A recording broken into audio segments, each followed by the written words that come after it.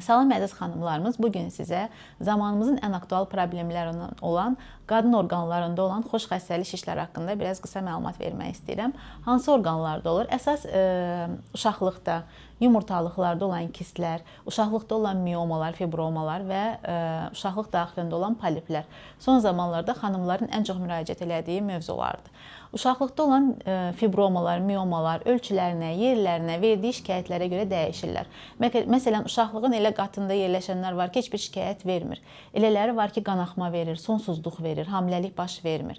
Və ölçüləri, elə ölçü var ki, heç bir maneə törətmir, heç bir şey, heç bir şikayət vermir. Amma elələri var ki, böyük problemlərə qədər gətirib çıxarda bilir. Hətta o qədər qanaxmalar verə bilir ki, xanımlar yeriyib yanımıza çox belə deyək də, kəskin bir vəziyyətdə gəlirlər.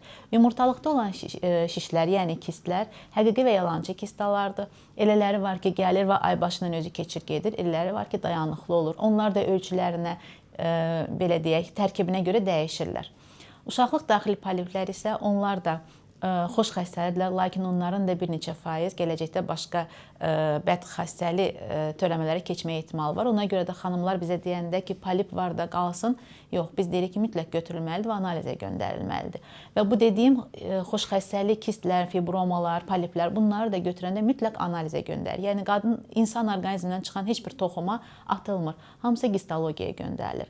Poliplər də sonsuzluq, qanaxma, bu kimi şikayətlər verə bilir. Aybaşı pozğunluğu verir. Xanımlar elə olur ki, aybaşı arası qanaxmalardan, ifrazatlardan şikayətlənirlər və bəzən də boş buraxırlar.